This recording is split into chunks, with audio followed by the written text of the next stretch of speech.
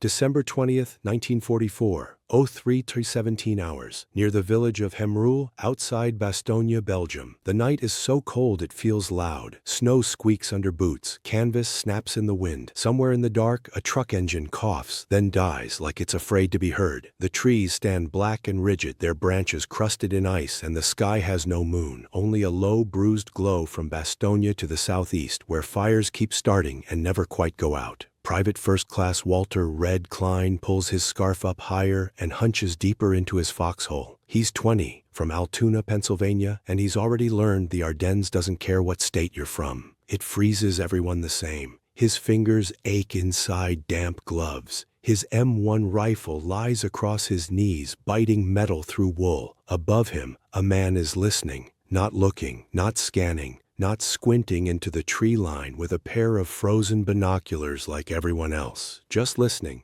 Technician 5th grade James Jimmy O'Neill, attached as a forward observer runner with the 326th Airborne Engineer Battalion under the 101st Airborne Division, sits in a shallow slit trench scraped into the edge of a field. He wears the same mud-stained jump jacket as the others, same helmet, same grime, but his eyes, behind thick glasses, don't track the horizon. They don't need to. O'Neill's eyesight is badly compromised, enough that in any normal army, he'd never be here. Not in a combat perimeter, not in the Ardennes, not during the biggest German offensive in the West. Yet, he is. Because in the last 2 days, men have started noticing something that doesn't make sense until it does. When artillery is coming, Jimmy hears it first, not the impact, not the screaming whistle at the last second when hits everyone dirt and praise, earlier, much earlier. He tilts his head slightly, like a man trying to catch a distant radio station through static. His breath fogs, then crystallizes on his scarf. Somewhere behind him, a lieutenant is murmuring into a field phone, voice tight with exhaustion. The wire runs back toward the battalion command post, then further, like a spider web of desperation around Bastogne. A few yards away, Sergeant Frank Daly watches O'Neill with the wary patience of someone who's seen too many miracle men get other people killed. Daly's a combat engineer, tough, practical, not romantic about anything. He doesn't believe in hunches. He believes in wire, mines, and dirt piled high. He believes in the angle of a shovel and the weight of a Bangalore torpedo. He also believes in patterns, and the pattern is this. O'Neill goes still, like a dog catching scent. Then, minutes later, the German shells arrive, close enough to shred treetops and throw men around like rag dolls. Daly spits into the snow. It freezes before it lands. "You hearing ghosts again, Jimmy?" he mutters. O'Neill doesn't answer. His face is calm, but not relaxed. It's the calm of someone doing math in his head while the classroom is on fire. Then he raises one gloved hand, palm down, not a command, a warning. Daly's jaw tightens. He's about to say something sharp, something dismissive, when O'Neill's lips move. 3, maybe 4 guns, O'Neill whispers. West-northwest, heavy, not 81s, bigger. Red Klein shifts in his foxhole. His stomach sinks before his brain catches up. You can almost feel it. That moment, the cold stops being the problem, and the sky becomes the problem. Daly leans closer. "How the hell do you know that?" O'Neill's head turns a fraction. He isn't looking at Daly. He's looking through him, past him, into a space where sound becomes distance, and distance becomes a map. "The first sound," O'Neill says, "isn't the shell, it's the gun." Daly snorts. "You can't hear a gun from—" "Shh." O'Neill's hand stays raised, and then Red hears it too, faintly. So faint he thinks it's the wind at first. A low, heavy thump. Not a crack, not a snap. A pressure. A dull punch to the night air. It comes again. Thump. The rhythm is wrong for mortar. Mortar is a cough. This is a hammer. O'Neill is already counting under his breath. 1, 2. Daly's mouth opens, then closes. His eyes flick to the tree line. He tries to see what O'Neill is hearing. Red's heart is beating too hard. He hates that his body believes before his mind does. O'Neill's voice drops even lower, the way you talk in church or at a funeral. "Batteries bracketing," he says. "First volley's for range. They'll walk it in." Daly swears. "Get on the phone." A runner scrambles toward the line where the field phone sits, half buried under a poncho to keep it from freezing. The handset is already slick with ice. The lieutenant, Second Lieutenant Harold Hal Mercer, artillery liaison, takes it with hands that shake from cold and too many nights awake. Fire direction, this is Mercer, say again. His voice is controlled, but it's the control of a man holding a door shut with his shoulder while someone pounds on the other side. Daly crouches beside him. O'Neill stays where he is, listening, eyes half-lidded like he's reading a page no one else can see. Mercer covers the mouthpiece. You sure? O'Neill doesn't nod. He doesn't need to. He just speaks, precisely. Listen for the interval, he whispers. They're firing in sequence. 4 guns, about 6 seconds between. Red's throat is dry. 6 seconds. What does that even mean? Then, another thump, and another, a steady, brutal metronome. Mercer's eyes widen. He turns back to the handset, voice suddenly sharp. Fire direction incoming detected, likely 105s or 150s, bearing west-northwest. We need counter battery or displacement now. There's a pause. Static. A distant voice says something Red can't hear. Mercer swallows. No, sir, not radar. By sound. Daly flinches at that, as if the word sound is an insult, as if it's childish compared to maps and instruments. He glances at O'Neill again, but there's something new in his look now. Not belief, not yet, but fear of being wrong. O'Neill's hand drops slowly. 30 seconds, he says. Red's breath catches. 30 seconds until what? Until the air starts tearing. Daly barks down the line, voice carrying just enough to cut through wind. Heads down, spread out, cover your ears, keep your mouth open. Men repeat it like an echo, a ripple of movement through the perimeter. Helmets dip, bodies press into earth. Someone mutters a prayer that sounds more like a curse. You can almost taste the cordite that isn't here yet. O'Neill closes his eyes, and in that brief instant, before the first shell arrives, Red notices something he'll remember for the rest of his life. Jimmy O'Neill isn't afraid of the impact. He's afraid of the moment he might miss the sound. Because if he misses it, he dies. Because out here in the frozen black of the Ardennes, the Americans don't have radar for incoming shells. They have phone lines that freeze. They have tired officers squinting at maps under red-lensed flashlights. They have guns that are low on ammo and crews that are lower on sleep. And they have one visually impaired soldier who can hear a war coming before it arrives. The thumps stop. For one heartbeat, everything holds its breath. Red's mind screams, now, now, now.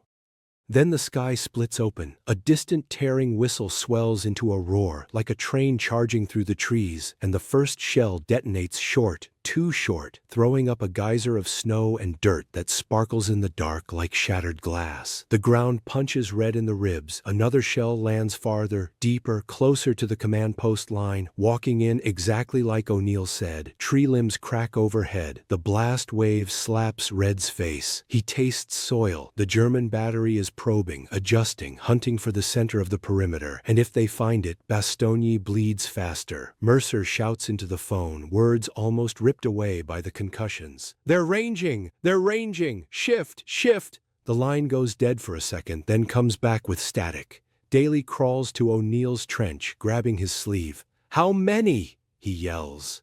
O'Neill doesn't open his eyes. He listens through the impacts, through the chaos, through men yelling and wood splintering. Still 4, he shouts back.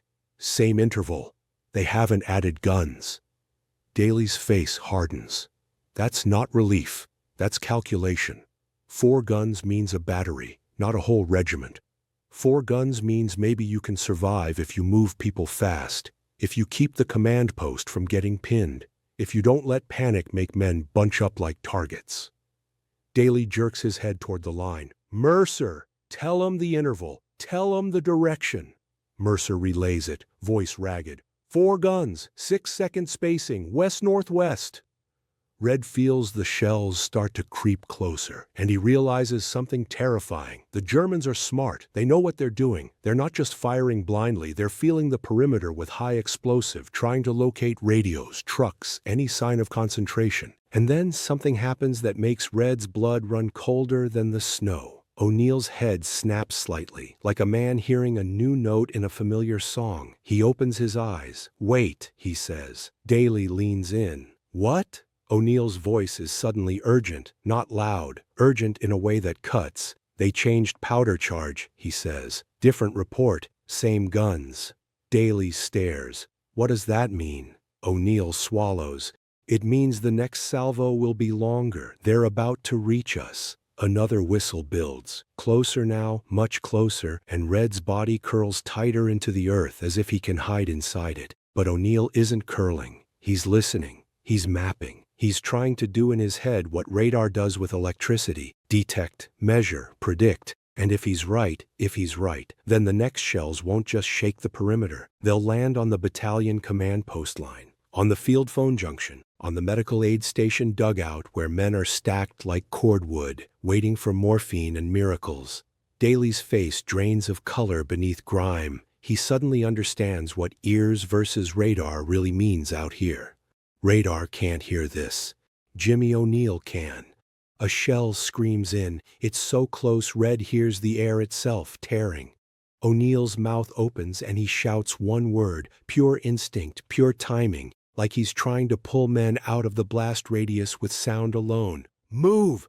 The word "move" is still hanging in the air when the shell lands. It doesn't hit the foxholes. It hits the space between them. Worse. The blast throws snow and frozen clods like gravel through a windshield. Red Klein feels it slap his helmet, hard enough to ring his skull. Someone screams a name that gets swallowed by the concussion. For a split second, everything becomes texture. The sting of ice crystals on skin, the sharp taste of smoke and dirt, the vibration in your teeth. Then the night comes back in fragments.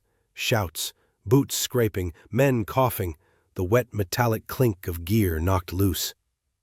Sergeant Frank Daly is already moving, not running upright. No one runs upright under ranging fire unless they've lost their mind, but half crawling, half sprinting in a low crouch, grabbing sleeves, yanking men by webbing straps, dragging them out of spots that suddenly feel cursed. "Spread out," he barks. "Don't bunch up." A private stumbles and nearly falls into Red's foxhole. Red catches him by the collar and shoves him onward, both of them panting white into the dark. Beyond them, Second Lieutenant Hal Mercer fights the field phone like it's alive. The handset is slick, the cord stiff as a frozen snake. He shouts coordinates and bearings into a line that crackles with static and distant panic. "Repeat. West-northwest, 4 guns, interval 6 seconds. Powder charge changed." He glances over his shoulder at O'Neill, as if expecting the man to correct him, to say, "You missed something. You're wrong. You're dead." Jimmy O'Neill doesn't look at Mercer. He's standing now, knees bent slightly, helmet brim low, as if bracing for a wave. His eyes are open, but they're not aimed at the sky. They're aimed at the sound. Another salvo comes in. The first shell whistles long, then slams down further back toward the command post line. The impact blooms orange for a heartbeat, lighting the trees like a camera flash. Shadow jump. Men flatten. The second shell lands closer. The third is closer still. It's a ladder of explosions climbing toward the heart of the perimeter. Daly's gut twists as he watches that pattern. He's seen it before in training films and in the hard classroom of Italy. Artillery walking fire to bracket a target, then closing the jaws. And right now, the jaws are closing on Bastogne's lifeline. Wires, radios, and the dugouts where exhausted staff officers are trying to keep a division alive on scraps. "Mercer!" Daly roars. "Tell him command post line is about to get it." Mercer is already yelling it into the phone. His voice breaks mid-sentence. He blinks hard, as if trying to force tears back into his eyes, because tears freeze. O'Neill's head tilts again. Red watches him, despite everything. It's strange how your mind latches onto one steady thing when the world is shaking apart. O'Neill is that steady thing. He whispers, "They're adjusting left." Daly whips toward him. "Left? From their perspective or ours?" O'Neill answers immediately, "Ours. They're shifting towards the road." "The road," Daly repeats, tasting the word like blood. "The road is where the trucks are, the ammo, the medics, the wounded who can't move fast." Daly makes a decision so quickly it barely becomes thought. He points at Red and two other riflemen nearby. "Klein, you! He jabs a finger. "Get to the road. Push anybody you see into the tree line. Now! Tell him incoming is walking in." Red's mouth goes dry. "Sarge." "Now!" Red scrambles out, hunched low, boots sliding in packed snow. You can almost feel the way fear sharpens your hearing. Every distant thump, every crack of frozen branches sounds like it might be the last thing you hear. He reaches the road and finds exactly what Daly feared. A cluster of men around a stalled jeep, hands numb, trying to coax life out of an engine that doesn't want to live. "Get off the road," Red shouts. "Into the trees! Artillery shifting!" A corporal looks up, baffled. "Who says?" Red doesn't even know how to answer that. The truth sounds insane. Because the truth is, a half-blind man said so. Before Red can argue, a shell lands 50 yards down the road with a flash and a crack that seems to split the air in two. Shrapnel scythes through the branches. Bark explodes. Men dive off the packed snow like they've been kicked. Red doesn't have to convince anyone anymore. They crawl, stumble, shove each other into the tree line, the wounded dragged by armpits, the able-bodied pushing from behind. The jeep is abandoned mid-road, its windshield frosting over like a closed eye. Red glances back toward the line where he left O'Neill. Another series of thumps. Distant, heavy, methodical. The Germans keep firing. And now, Red realizes with a sick clarity, O'Neill isn't just warning them about incoming shells. He's predicting the enemy's mind. Because artillery isn't random. It's a conversation between a battery and a map. If you can hear the battery, if you can hear the cadence and the changes, you can hear the questions they're asking. Where are they? Where are the radios? Where is the nerve center? O'Neill is hearing those questions before they become answers. Back at the perimeter line, Daly crawls to a shallow dugout where Captain Raymond A. "Ray" Haskins, the engineer company commander, is hunched over a map lit by a dim flashlight. Haskins looks like a man carved from fatigue. His eyes are red-rimmed. His lips are cracked. He's been awake so long, he started speaking in clipped fragments, as if saving syllables saves strength. Daly doesn't salute. There's no time for ceremony. "Captain," he shouts over the rumble. "Incoming's walking toward the road and command line. We need to shift the aid station dugout, now." Haskins glares. "Based on what? We've got no aerial. We've got no sound ranging equipment. We've got—" Daly grabs him by the sleeve, pulling him toward the entrance just enough that the captain can hear it. Those distant thumps, those intervals. "We've got him," Daly says, jerking his chin toward O'Neill. Haskins' eyes flick to Jimmy. He sees a soldier standing still while the world explodes. He sees the thick glasses, the rigid listening posture, the calm focus. For a heartbeat, the captain's face is pure skepticism. Then another shell hits near the road. The earth shudders. Someone yells, "Medic!" so sharply it could cut metal. Haskins curses and makes his own decisions. "All right, we move." He turns and barks into the dugout. "Everybody who can walk, move deeper into the trees. Wounded first. Leave what you have to." Inside, Medics and engineers scramble. A stretcher bangs against the dugout wall.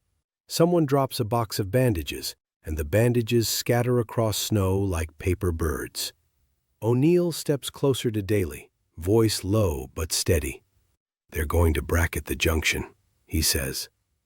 Daly's brow furrows.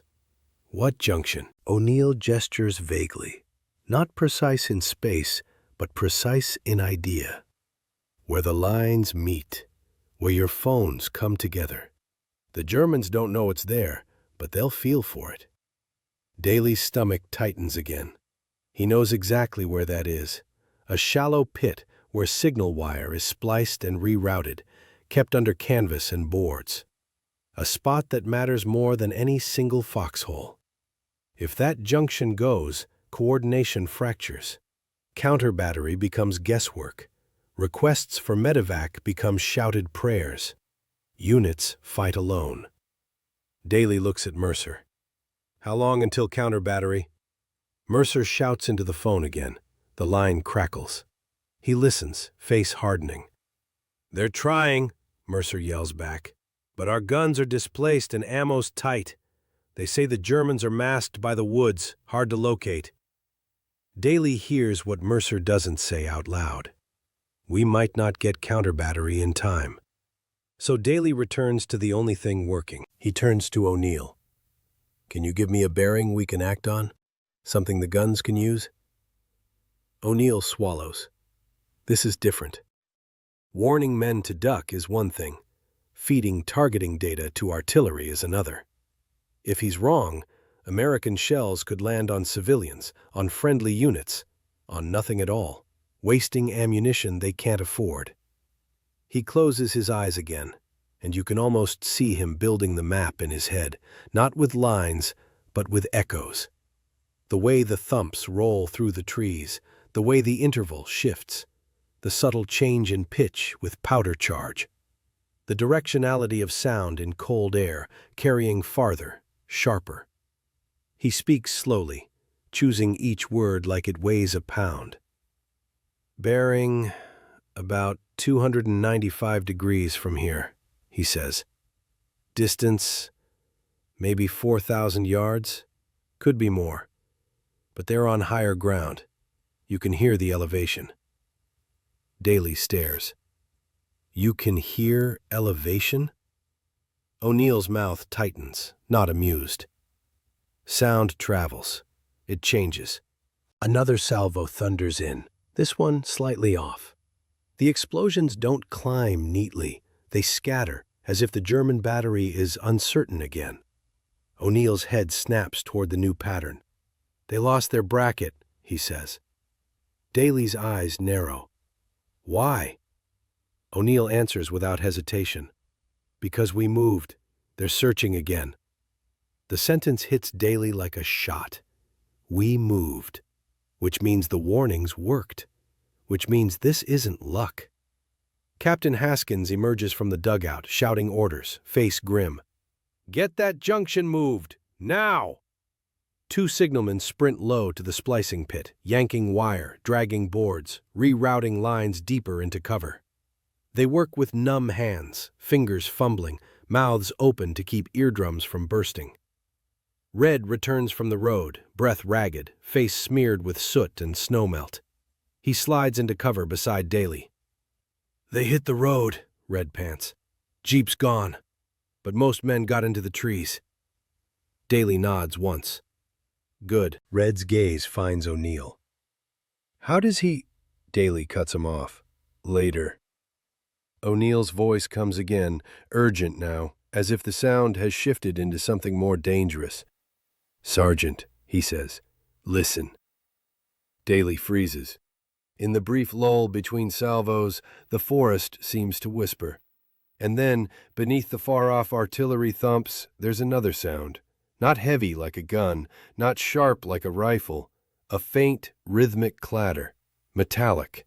Repeating. Red brows. "What is that?" O'Neill's face tightens. "Tracks," he says. Daly's eyes widen. "Tanks?" O'Neill nods, once, decisively. Armored vehicles moving on frozen ground, north side. They're closer than the artillery. Mercer jerks his head up from the phone. That's impossible. We'd have seen... O'Neill cuts in, voice like a knife. You won't see them until they're through the trees. The realization moves through the group like a cold current. The artillery isn't just to kill, it's to pin. To keep heads down while armor and infantry creep forward under cover of explosions. Daly's mouth goes tight. He looks towards the north tree line, black and dense. If tanks are there, if German armor is actually probing this section of the perimeter, then the next minutes decide whether this line holds or caves. O'Neill listens again, and his eyes flicker with something that finally looks like fear. 2 vehicles, he whispers. Maybe 3, and... He stops. Daly leans in. And what? O'Neill's throat works. And they're stopping, he says. Right now.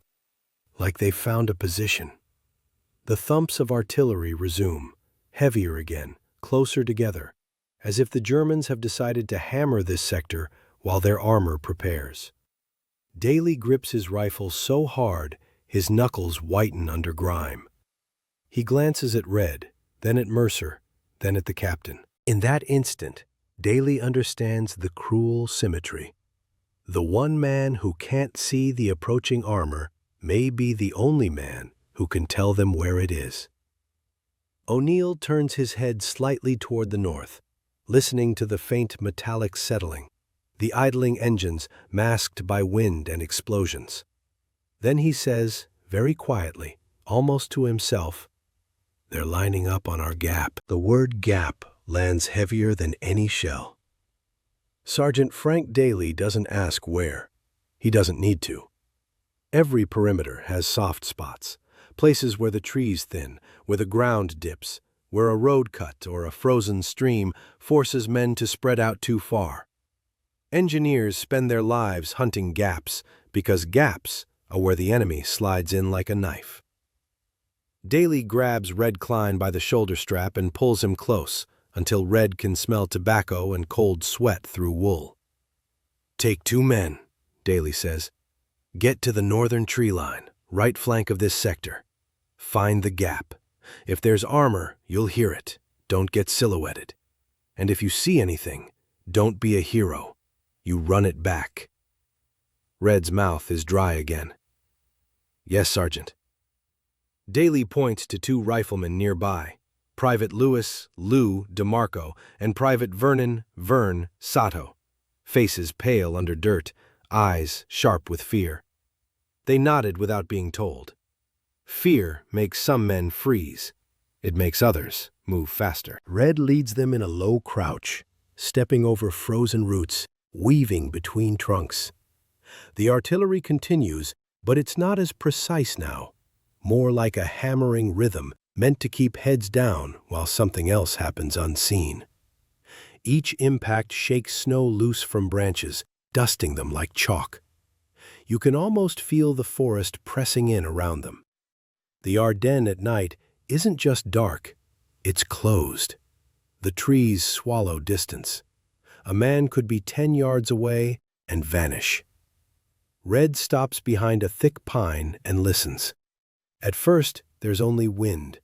Then, faintly, the metallic clatter returns, intermittent, muffled, as if wrapped in blankets.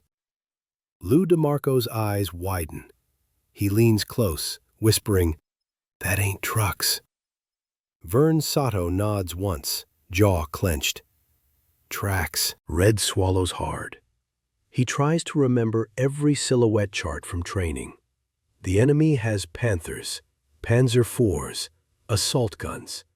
The Americans have a few tank destroyers and bazookas that don't always penetrate, especially if the angle is wrong.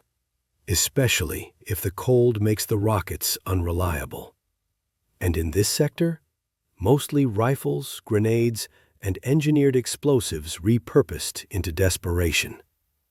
They creep forward. The gap is exactly what Daly feared. A shallow depression where the line curves awkwardly around a patch of felled trees and incomplete wire. Someone started to string concertina here, but the roll sits half buried under snow, unfinished. It looks like a thought abandoned mid-sentence. Red feels his stomach drop. If German armor is lining up anywhere, it's here. He crouches behind the fallen trees and peers through branches.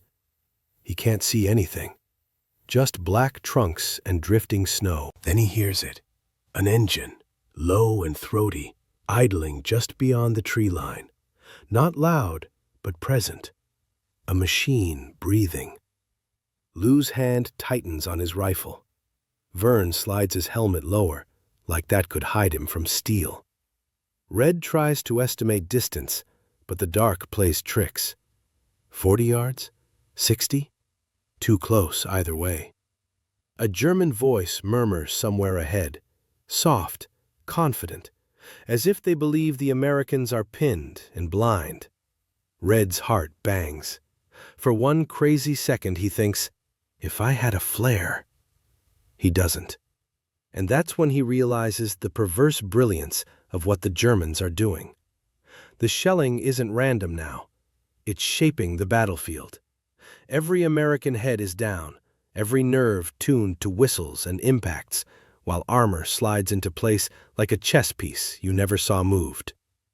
Red looks back through the trees toward the American line. He can't see Daly, can't see Mercer, can't see O'Neill. But he knows O'Neill was right. He forces himself to move, slow and careful. And then, a bright, terrifying flash. A German flare goes up, rising above the treetops like a pale star.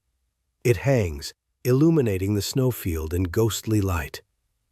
And there it is. A squat, dark shape at the edge of the woods. Armored, angular. Not a truck, not a half-track. A tank. Its turret is turned slightly, gun pointed toward the gap. Beside it, a second armored vehicle sits lower, maybe a Stug assault gun or a tank destroyer, harder to tell in the flare's cold glow. German infantry crouch near the tracks, shapes in winter camouflage, rifles held tight.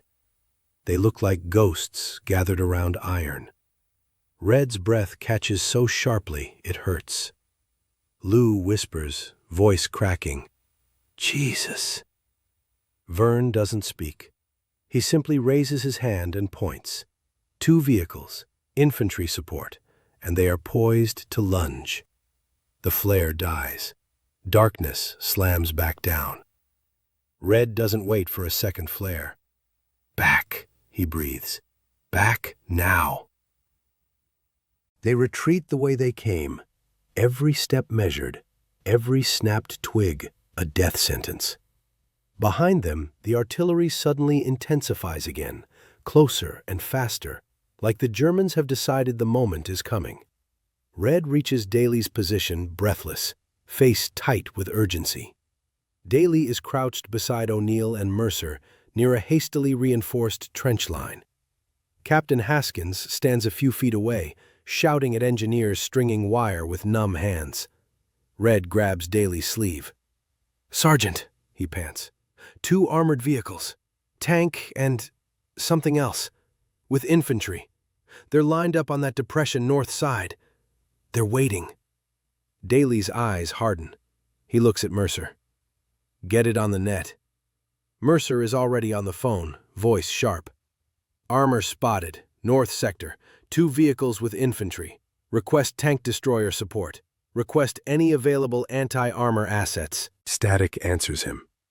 Then a voice, distant and strained, says something about limited resources, about being stretched thin. Mercer slams the handset against his gloved palm in frustration. "We're on our own," he mutters. Daly nods as if he expected that. He turns to Captain Haskins. "Captain, we need mines or demo on that gap, now." Haskins' face tightens. "We've got some TNT and a few anti-tank mines, but nothing," Daly snaps. "We put them in." Haskins looks at the gap, then at the men, cold, exhausted, scared. And then at O'Neill, who is standing again, listening, as if the sound of those engines has become a hook in his mind. O'Neill speaks quietly, almost apologetically. "They're not just waiting," he says. "They're coordinating." Daly frowns. "How do you know?" O'Neill's eyes flick toward the west-northwest, where the artillery thumps continue. "The guns change tempo," he says. "They're firing to cover movement. The armor is going to move when the next heavy salvo lands. That's their curtain." It's a simple statement, but it carries the weight of inevitability, like hearing the click of a door lock turning. Daly makes a sharp gesture. "DeMarco, Sato, get me everything explosive you can carry. Bangalore, TNT, mines, whatever we've got." The two privates sprint off, slipping in the snow. Daly looks at Red. "You're with me." Red's stomach clenches. "Sarge, I know what you are," Daly says. "Scared. Good. It means you'll keep your head." He turns to O'Neill. "You're coming too." For the first time, O'Neill's composure cracks, just a hair. "Sergeant, Daly cuts him off. "You heard them first. You'll hear them move first. You're the early warning." Captain Haskins steps in, voice firm. "Daly, the man's visually impaired," Daly snaps. And there's anger there, not at O'Neill, but at the absurdity of war. "Yeah, and he's still the best sensor we've got." O'Neill exhales slowly. He nods once. They move toward the gap in a small cluster. Daly leading, Red close behind, O'Neill in the middle, and two engineers carrying a roll of wire and a satchel of TNT. The forest feels tighter now, as if it knows what's coming. Halfway there, the artillery pauses again, an ominous silence. O'Neill stops so suddenly Daly almost runs into him. "What?" Daly hisses. O'Neill's head turns north. His voice is barely a whisper. "They started the engines," he says. "Both. They're about to roll." Daly's blood turns to ice. "How long?" O'Neill listens, measuring the cadence of clanking tracks, the subtle rise in engine pitch. "Less than a minute," he says. Daly looks at the engineers. "Move faster!" They break into a crouched run, stumbling through snow, gears clattering softly. Red's lungs burn. His fingers feel like they belong to someone else. They reach the depression, the gap, and Daly points with brutal clarity. "Mines here. TNT here. Wire across that opening. We make it ugly." The engineers drop to their knees, hands shaking, digging through snow to place mines where the ground is hardest. TNT is packed into a crude charge near a likely track path. Wire is pulled taut between trees, not to stop a tank, wire won't stop a tank, but to snag infantry and slow the rush. O'Neill crouches behind a log, head lifted like an antenna. "Now," he whispers. "Now the artillery curtain." Far away, the thumps begin again, faster, heavier. Not ranging, not searching. This is the curtain. The shells start landing closer to the American line, forcing heads down, making movement dangerous. The Germans wanted the Americans pinned as armor advances. Daly's voice becomes a growl. "Finish." Red helps shove snow back over a mine. His gloves are clumpy. Every second feels stolen. Then O'Neill stiffens. His head snaps towards the tree line. "They're moving," he says, voice taut. "Tracks. Slow at first. They're feeling the ground." Daly raises his rifle, though he knows it's almost useless against armor. Red's hands find his grenades, then his rifle again, as if cycling through options will conjure a miracle. The forest ahead starts to move. Not trees, but something behind them, a bulk shifting shadows. The clatter grows louder, more distinct. You can almost feel the vibration through the frozen earth. A second flare arcs up, bathing the gap in ghastly light. And the tank emerges. It pushes through brush with indifference, tracks grinding, hull dark and wet with melting snow. Infantry shadows slip behind it, using its mass as cover. The turret turns, slow and deliberate, seeking gun. Red's breathing stops. The tank is closer than he thought, much closer. Daly shouts, "Hold! Let it commit!" The engineers crouch low, fingers white around detonator wire. The plan is crude but deadly. Let the tank hit the mines, then blast the TNT to finish or immobilize it, then slaughter the infantry in the confusion. But war never follows plans. The tank stops just short of the depression, as if it senses something. Its engine idles, and in the flare's fading light, Red sees the turret twitch. O'Neill whispers, strained, "It's listening too." Daly's eyes narrow. "What?" O'Neill swallows. "The commander. He's waiting for something. He's not rushing." The flare dies. Darkness returns. The tank's engine revs slightly, then settles again. And in that blackness, a new sound joins the battlefield. A sharp, metallic click. Not American. German. A distinctive, rhythmic clack, clack. Like a machine being charged, fed, made ready. Daly's voice drops, deadly calm. MG-42. O'Neill's face tightens. "They're bringing it up," he whispers. "They're about to sweep the gap." Daly looks at the detonator wire, then at the invisible tank, then at the men around him. If they detonate too early, the tank might back off. If they wait too long, the machine gun will cut them down before the mines ever matter. And somewhere behind them, the artillery curtain keeps pounding, keeping the rest of the perimeter pinned, unable to reinforce. Daly makes a choice, his finger tightening on the wire. Then the tank's main gun fires. A single, deafening blast that lights the forest like day for a split second, aimed not at the gap, but at the trees above it. The shell detonates in the branches, showering the depression with splinters, shrapnel, and falling limbs, turning their cover into a weapon against them. Red is thrown backward, ears ringing, mouth full of wood dust. And in the chaos, O'Neill cries out, not in pain, but in alarm. "There's a third vehicle," he shouts. "Right flank, coming fast." The third vehicle hits the frozen ground like a fist.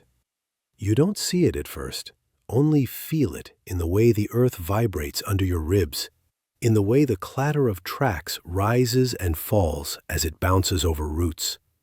It's moving faster than the other two, not creeping, not testing. It's charging. Red Klein scrambles onto an elbow, dazed by the tree-burst blast. His ears ring like church bells. He tastes sap and blood. Snow drifts down in slow motion, glittering with broken bark. Sergeant Daly is shouting, but the words are muffled, as if Red is underwater. Then Jimmy O'Neill's voice cuts through everything, high, urgent, unmistakable. "Right flank! Fast!" Daly's head snaps toward the sound, and in that same instant, a flare blooms again, pale and unforgiving. The depression becomes a stage lit by an enemy spotlight. Red sees it now. The third vehicle isn't a tank, it's lower, narrower. A half-track, German, with its front wheels kicking snow and its rear tracks chewing up the frozen earth. It's angling around the gap, trying to slip infantry past the mined choke point while the tank holds the Americans in place. A classic move. One armored fist to pin you, another to slide around and gut you. "Infantry carrier!" Daly roars. "They're flanking!"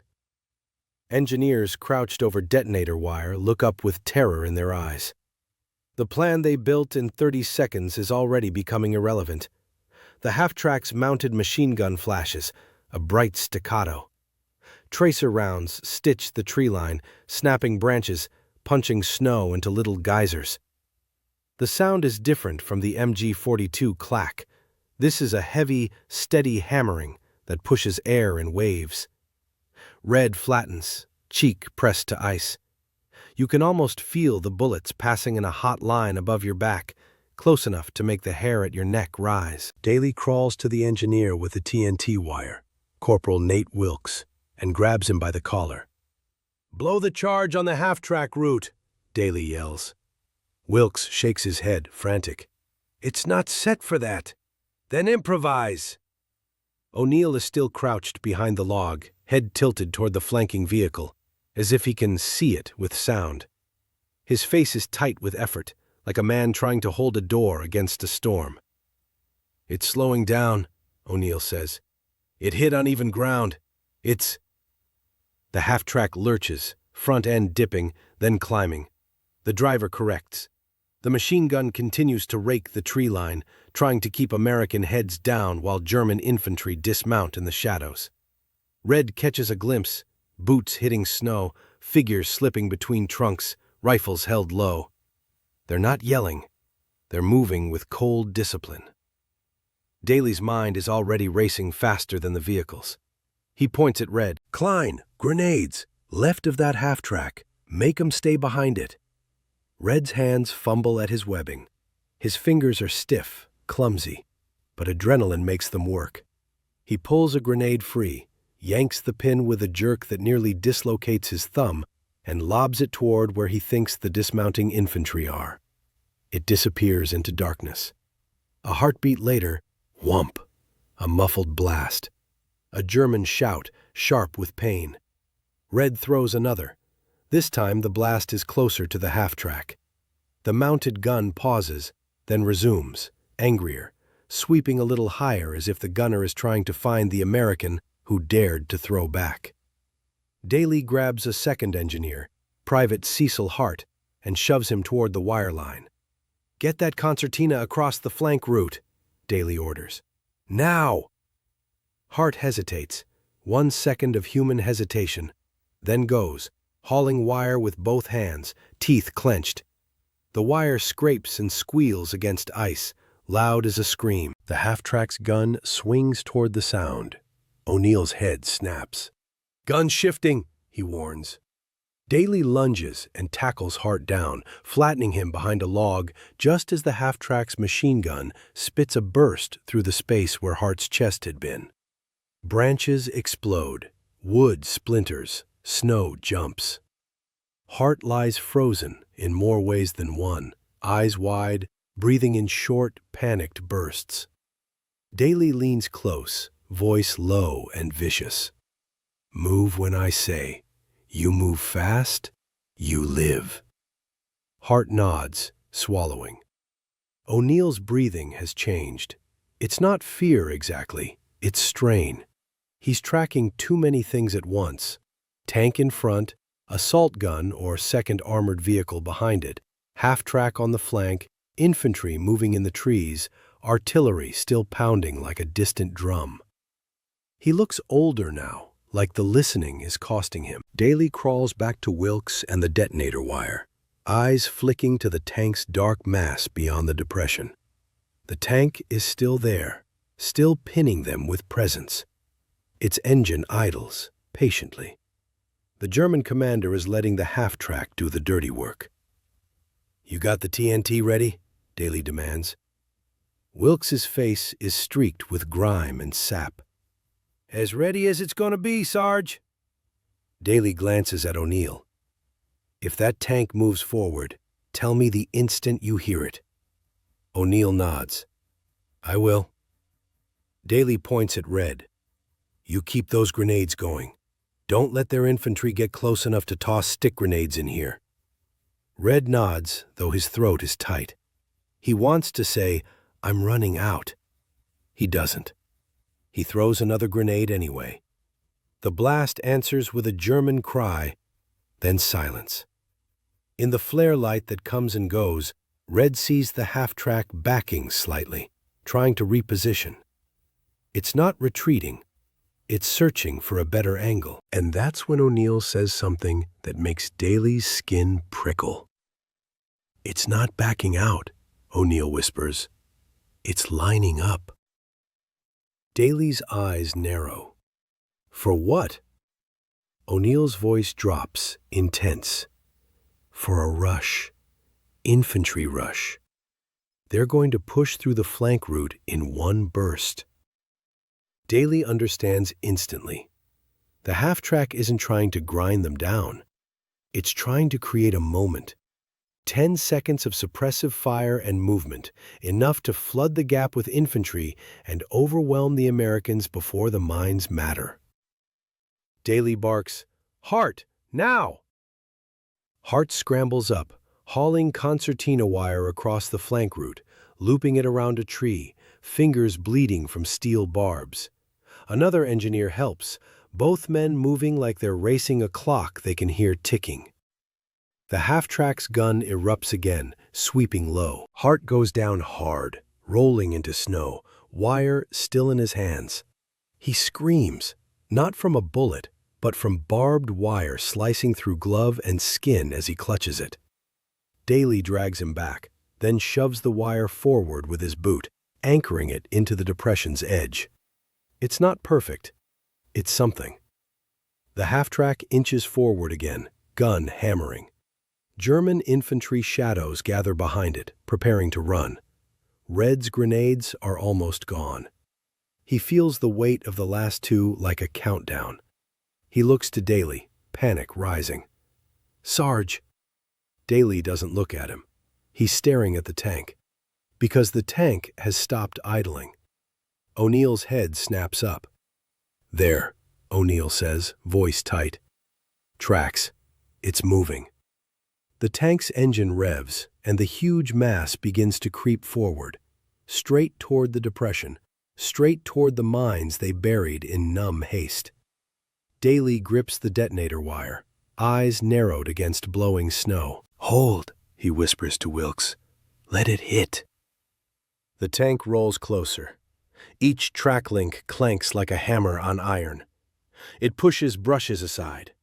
It's so close Red can smell the exhaust, hot oil and smoke cutting through winter air. German infantry moved with it, crouched low, using its bulk like a moving wall. Behind them, the half-track surges, trying to time its own rush with the tank's breakthrough. O'Neill's face is pale now, lips parted slightly as he listens to everything at once. He looks like a man standing in a storm of sound, trying to catch one thin thread that matters most. The tank reaches the depression. Its front track climbs the lip, and then clunk. A sound that isn't engine, isn't track, isn't gunfire. A mine. For a split second, there is silence in Red's mind. A suspended moment. Then the mine detonates. A violent upward blast under the tank's track, throwing snow, dirt, and metal fragments in a corner. The tank lurches, one side lifting slightly. The engine roars in sudden anger. Daly screams, "Now!" Wilkes yanks the detonator. The TNT charge erupts. The explosion is bigger than the mine, deeper, heavier. A gut punch that knocks air out of lungs. It slams into the tank's underside and side armor, showering the depression with debris. The shockwave throws Red flat again, and for an instant, the world is white and roaring. When Red's vision clears, the tank is still there, but it's crippled. One track is mangled. The hull sits at a sick angle. The engine sputters, then revs again, trying to pull free, but it can't. German infantry scattered, some diving for cover, others momentarily stunned. Daly is already shouting, "Fire! Fire! Hit the infantry!" American rifles crack. Engineers fire carbines. Grenades arc. A small, brutal firefight ignites at point-blank range in the trees. But the half-track, still intact, seizes the moment. It accelerates, trying to push past the concertina wire before the Americans can reset. O'Neill's head turns sharply. His voice rises over gunfire. Half-track, committing, right now. Red watches it, heart hammering. The half-track slams into the wire, metal squealing as barbs bite into its front wheels. It slows down, but it doesn't stop. The driver guns the engine, trying to muscle through. German infantry surge behind it, running in a low crouch, rifles up. And then, in the middle of chaos, O'Neill flinches as if struck. He claps a hand to his ear, eyes wide. Daly sees it and feels dread. "What?" Daly demands. O'Neill swallows hard, voice suddenly hoarse. "I can't hear the second gun line anymore," he says. The artillery stopped. Daly's brow furrows. "So what?" O'Neill's face tightens with realization, an awful, dawning certainty. "It means they got what they wanted," he whispers. "They're done pinning." Daly's eyes widen. His gaze flicks past the crippled tank, past the half-track grinding against wire, into the darkness behind the German infantry. If the artillery has stopped, then the Germans aren't covering an advance anymore. They're covering a signal.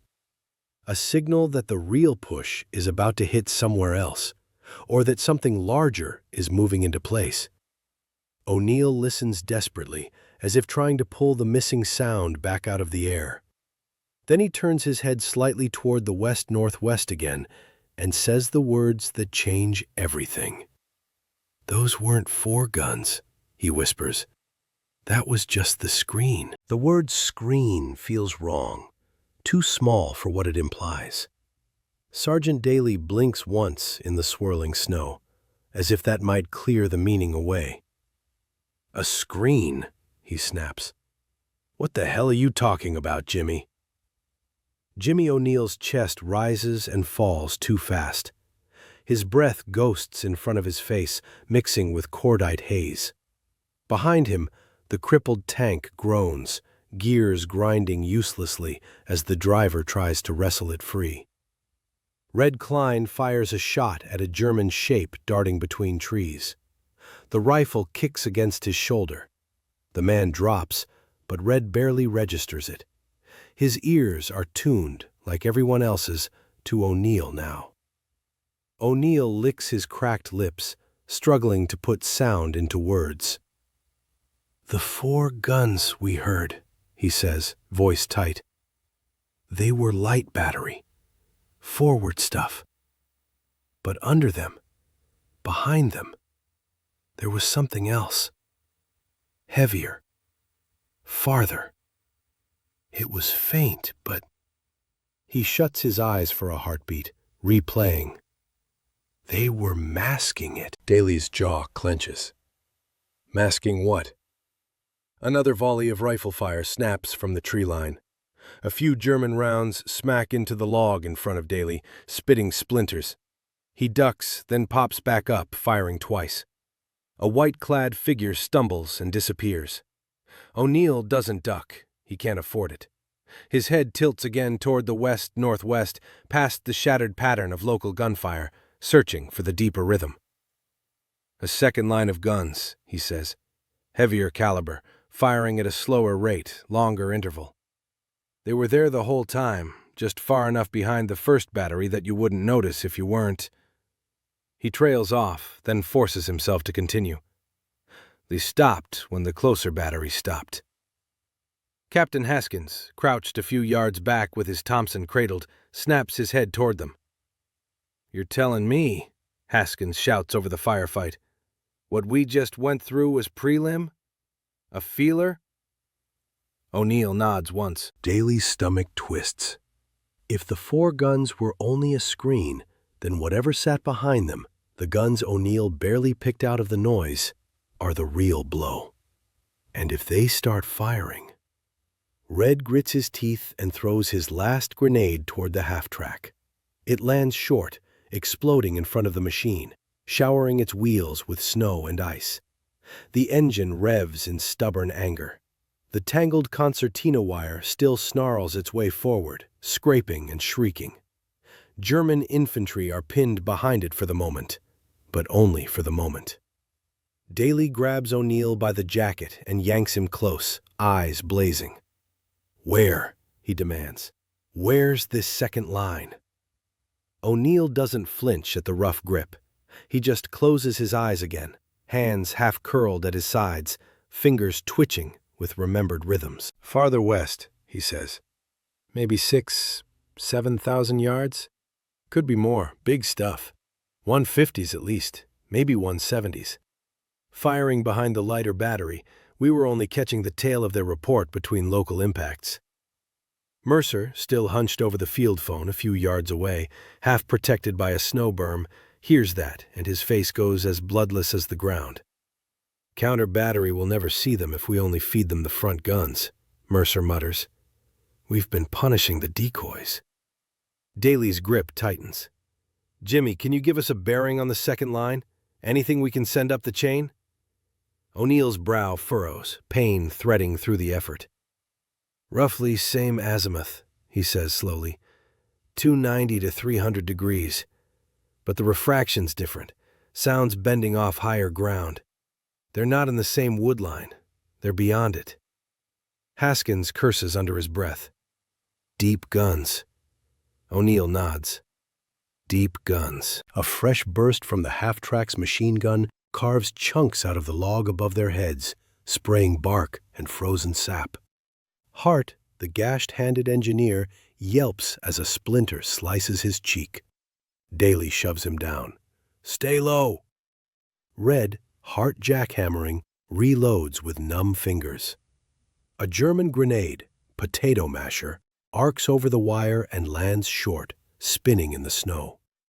"Grenade!" someone screams. Daly kicks it sideways into the depression. It goes off with a sharp crack, showering them in powder, but doing little else. Luck, not skill. For now. O'Neill's voice cuts in again, tight and urgent. "They'll use the deep guns differently," he says. "Not for harassment, for concentration. Massed fire. If they open up, they won't be feeling for us.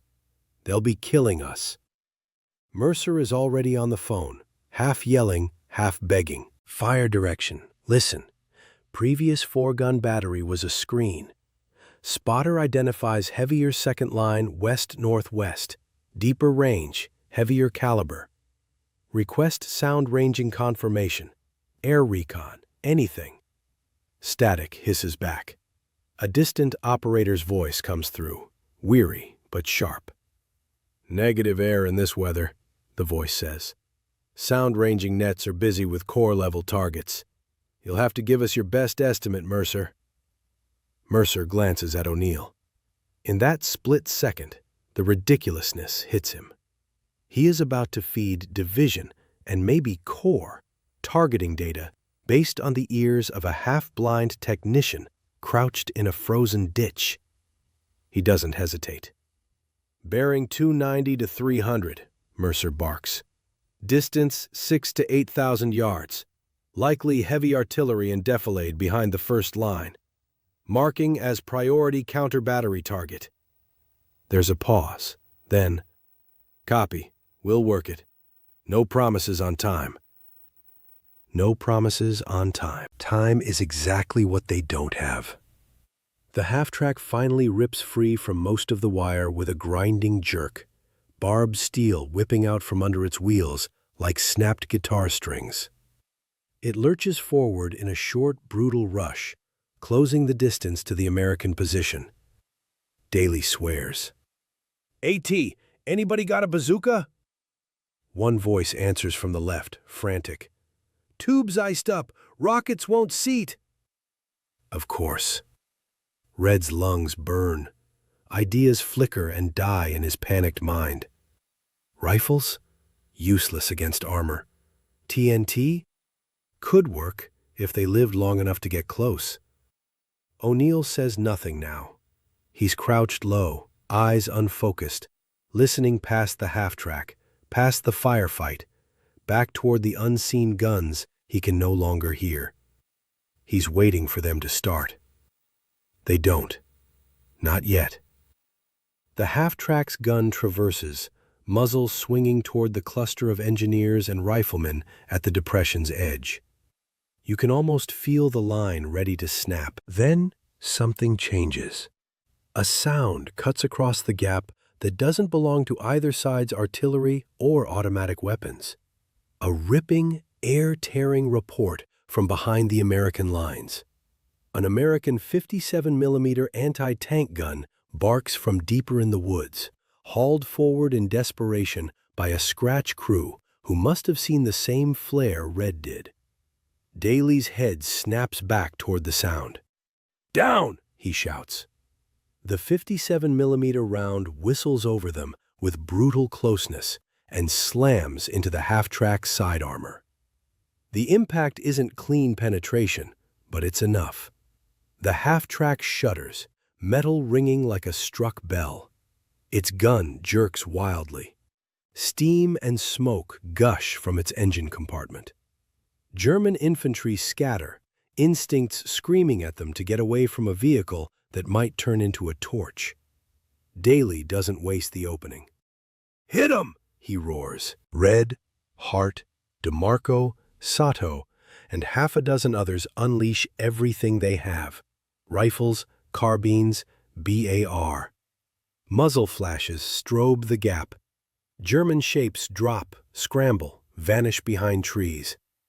The half-track, wounded, tries to reverse, tracks grinding snow, front wheels scrabbling. The American 57mm fires again. This shot punches through. The half-track explodes into flame at the front, orange tongues licking the cold air. The mounted gun falls silent, drooping like a killed animal. A figure tumbles from the rear deck, burning, and collapses in the snow, rolling desperately. The sudden absence of its chatter is a physical relief, like pressure lifting off your chest. For a heartbeat, there is space to breathe. Daly leans back against the log, panting. Snow melts in rivulets down his neck from where the tree burst shattered branches. Then O'Neill says, softly, "They're about to pay us back for that." Daly's eyes lock on him. How? O'Neill's head tilts toward the west-northwest again. His face has gone blank. The face of a man focusing so completely that everything else slips away. "Listen," he murmurs. At first, there's only the ragged after-echo of the firefight. Then, faint, almost like memory, the heavy, belly-deep thump of large guns firing far away. Not the sharper crack of the screen battery, a deeper boom. 1, 2, then a staggered third. Long pauses between. No attempt at cadence for walking fire. This is not harassment. This is weight. "They're firing for effect," O'Neill breathes. "Massed. Not here." His head turns a few degrees left, then right, triangulating with nothing but his ears. Farther along the perimeter. Different sector. Haskin's eyes flare. "They're not hitting us?" O'Neill shakes his head. "Not with that line. They've chosen a different place to break." Daly feels a strange, dissonant mix of relief and dread. If the deep guns aren't aimed at them, that means someone else is about to be hammered. Another unit. Another stretch of frozen men crouched in their own holes, not knowing what's coming. Mercer, hearing this, slams the handset to his ear again. "Fire direction. Confirm heavy artillery opening up different sector along Bastogne perimeter," he shouts. "We have ear-confirmed second-line firing for effect away from our position. You can triangulate from other observers." The operator at the other end talks fast now. Words like adjustment, registration, priority sectors crackle through. Daly catches only pieces. Reports from north, gliders stripped for timber, armor probing. We're stretched everywhere. He looks at O'Neill, really looks, and clicks something. This isn't just about their hole in the snow. Jimmy is hearing the whole battlefield's breathing, and right now, that battlefield is inhaling for a much bigger blow. The crippled German tank ahead of them finally gives up trying to move. Its engine dies in a coughing shudder.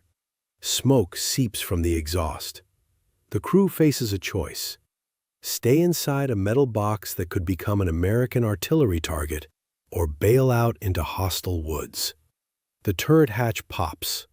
A German tanker in a black padded helmet scrambles out, pistol clutched tight. He drops into the snow and runs low toward the rear, trying to use the hull as cover. Red sights find him. For a second, the man's face is lit by a burning half-track's glow. Young, pale, shocked. Red doesn't fire. Lou DeMarco does. The tanker folds and disappears. Daly doesn't comment. War has no room for debate. He does, however, slap Red's shoulder hard enough to jar him. "Stay with us, Klein," Daly growls. "You can think about it later." Red nods, throat thick. Behind them, the 57mm gun crew is already muscling their weapon into a new angle in case another armored shape appears out of the woods.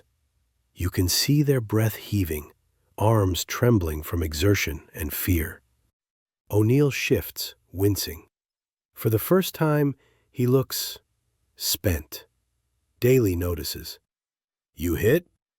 O'Neill shakes his head. "No, just loud." He says it like a joke, but there's no humor behind it. The concussions, the overlapping reports, the constant straining to separate meaningful sound from chaos. It's like running a marathon with your ears. Daly studies him. "How far can you push this?" he asks, quietly but directly. "You tell me straight, Jimmy. I can't plan around magic." O'Neill meets his eyes. There's exhaustion there, and something else, a quiet stubbornness. "I can still hear," he says simply. "As long as I can hear, I can help." Daly nods once, accepting that for now. He jerks his chin toward the crippled tank and the burning half-track. "This was them testing our seam," Daly says. "They didn't get through, thanks to you mostly." O'Neill's gaze flicks toward the west-northwest again, to where the deep guns are now speaking in a slow, deadly rhythm. "They'll try another seam," he says. "They always do." Red swallows. What if that's where the main attack is? Where those big guns are hitting now? O'Neill doesn't answer right away. His jaw works. "They won't commit everything to one place," he finally says. "They'll probe. Hit one sector with deep guns. Wait to see if it cracks. If it doesn't, they shift. They have more shells than we do patience." Haskins snorts softly, bitterly.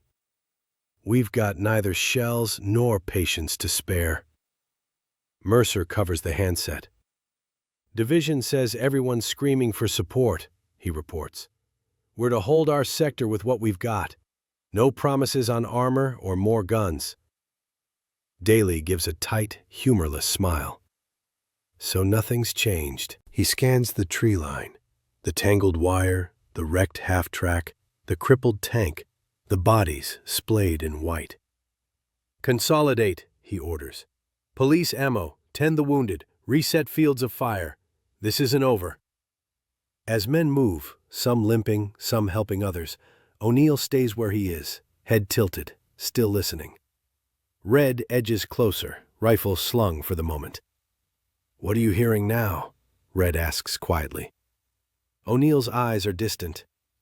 "Deep guns, still," he says. "Farther along. Some of our counter battery, trying to answer. Not enough. I can hear something else, too." Red waits. O'Neill's brow furrows. "Engines," he murmurs. "Many. Not just tanks. Trucks. Movement on the roads behind their lines. Like a tide turning." Red feels a chill that has nothing to do with the cold. "More armor?" "More something," O'Neill says. They're feeding the fire. This wasn't the main effort. This was a hand feeling along the wall. He turns his head a fraction, as if facing Bastogne itself, dark, ringed in snow and stubbornness. "They're not done with us," he says quietly. "Not by a long shot."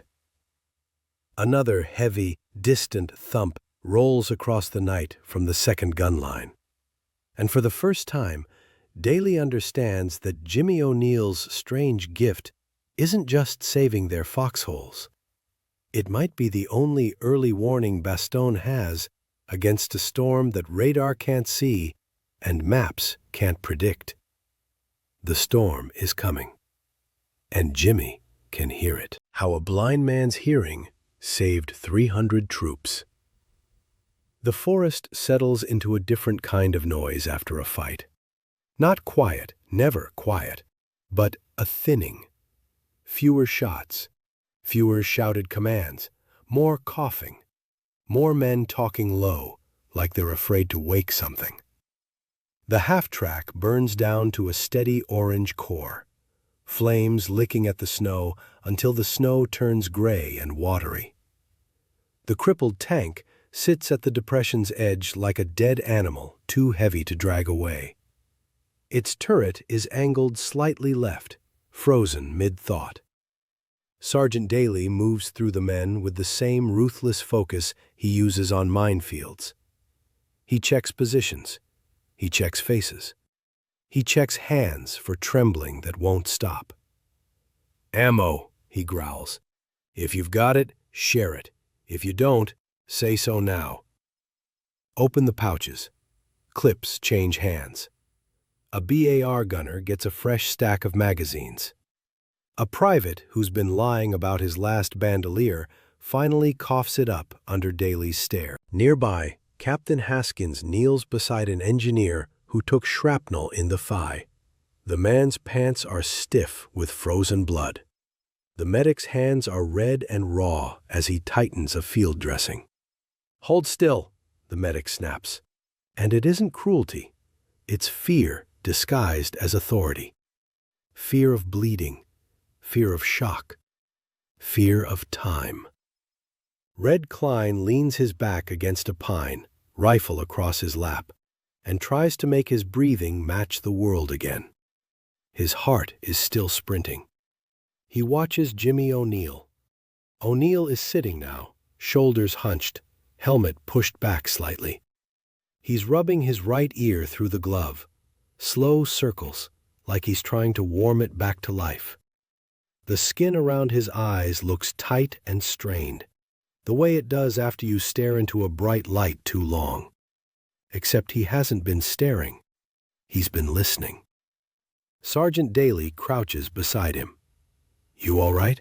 Daly asks. O'Neill nods, but not convincingly. "I'm fine." Daly doesn't accept easy answers. "Can you still do it?" O'Neill's jaw flexes. "Yes." Daly studies him for a moment, then glances toward Mercer, who is still welded to the field phone as if the handset is the only thing holding the perimeter together. Mercer's voice is hoarse now, words clipped, fighting static and disbelief. "Repeat. Deep guns, west-northwest. We engaged armor and half-track at our gap.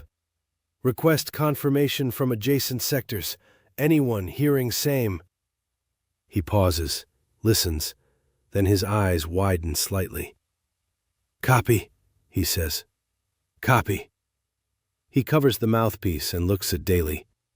"Adjacent sector north reports heavy fire landed on their command dugouts 10 minutes ago. They're pushed back 50 yards. Daly's face hardens. "They're bending." Mercer nods. "Not breaking yet." Not breaking yet. That phrase becomes a prayer in Bastogne. O'Neill's head lifts at the mention of heavy fire. "What direction?" he asks quietly. "North perimeter," Mercer answers. "Closer to Noville side." O'Neill tilts his head, listening into the wind as if it carries that sector's pain. His brow furrows. "The deep guns are shifting," he murmurs. They're not done with the north. They're testing pressure points. Daly's eyes narrow. How can you tell? We can't even hear the impacts from there. I can hear the guns, O'Neill says simply. Not all of them, but enough. He pauses, then adds something that makes Red's stomach tighten. The screen battery might come back, O'Neill says. Not to range, to distract. When they want you to look one way, they'll make noise there. Daly exhales through his nose. A magician's trick. O'Neill's voice turns flat. A killer's trick. Another distant boom rolls through the trees, then another, slightly different, deeper, like a door slamming somewhere miles away. O'Neill's eyes close. He whispers, "There. That was one of the heavy pieces. They're firing again, but..." He stops, listening hard. Daly leans in. But what? O'Neill opens his eyes, and for the first time, there's doubt in them. The sound is wrong, he says. Red shifts forward, unable to help himself. Wrong how? O'Neill stares into the dark as if it might answer him. The temperature's changing, he murmurs. The air is changing. Sound carries differently. The wind is turning. Daly's face tightens. What does that mean for your bearings? O'Neill swallows. It means I might be less precise. Daly holds his gaze. Can you still give warning? O'Neill nods. Warning, yes. Exact distance, less sure. Section 6. The Map You Can't See. The wind shifts, and with it the soundscape changes, like someone turned a dial. Snow hisses across the ground in thin sheets. Flames from the half-track lean and gutter. Somewhere deeper in the woods, the American 57mm crew curses as they drag their gun into a new notch between trees, the metal trail spades scraping ice. Sergeant Daly squats beside the wreckage, checking the concertina wire that still bites at the half-track's wheels. His hands are black with soot and blood he doesn't bother to identify. He's thinking like an engineer now. What can be reused? What can be turned into another obstacle? How to make the enemy pay for every yard? Red Klein sits behind a log and counts rounds by touch. 1, 2, 3, filling an en-bloc clip with fingers so numb he can't feel brass. His breath trembles. Not from cold, from delayed shock, from the fact that the gap nearly became a doorway. Jimmy O'Neill stays slightly apart, shoulders hunched, listening into the dark as if it's speaking directly to him. Daly looks up at him and realizes something he doesn't like. O'Neill is no longer just reacting. He's searching, like he's trying to locate a sound that should be there and isn't. Daly crawls closer. What's wrong? O'Neill's eyes flicker toward the west-northwest. The deep guns, he says. They're shifting. Daly's stomach tightens. Toward us? O'Neill shakes his head slowly. Not yet. But they're changing interval. They're coordinating with something else. Red looks up, eyes wide. Like what? More armor? O'Neill doesn't answer immediately. He closes his eyes, isolating layers. The distant boom of heavy artillery, the nearer crack of rifles, the occasional cough of a mortar, the wind's steady scrape. Then he whispers, "Bridges." Daly frowns. Bridges? O'Neill nods. I can hear demolition charges. Far away. Not ours. The Germans. They're blowing something behind their front line. Or maybe clearing obstacles. Creating lanes. Daly stares. How the hell can you tell? O'Neill cuts him off. Not rude, just urgent. It's not artillery. It's not mortar. It's a sharp, contained blast. engineering work. Daly's face hardens as the implication lands. If the Germans are clearing lanes and altering routes, they're moving assets, fuel, ammunition, armor, more efficiently. They're shaping the battlefield for a sustained push. And that means the perimeter won't be tested once. It'll be tested again and again until it breaks. Captain Haskins appears from the darkness, moving with a crouched urgency, Thompson held across his chest. His cheeks are wind-burned raw. A runner follows him, panting. "We just got word from battalion," Haskins says, voice clipped. "North sector's getting hammered. Deep guns and infantry probes.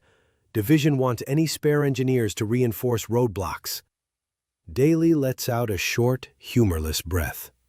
Spare engineers? That's rich. Haskins' eyes flick to O'Neill. "That your listener?" Daly nods. "He's the reason we're still here." Haskins studies O'Neill for half a second, enough time to weigh the unusual against the immediate need. Then he makes a call. "I'm taking him," Haskins says. Daly stiffens. "Captain, this sector—" Haskins raises a hand. "This sector can dig and shoot. What we can't do is be blind to the next push. If he can hear armor before it hits, I want him where the roadblocks are going up." Daly's jaw works. He doesn't like it.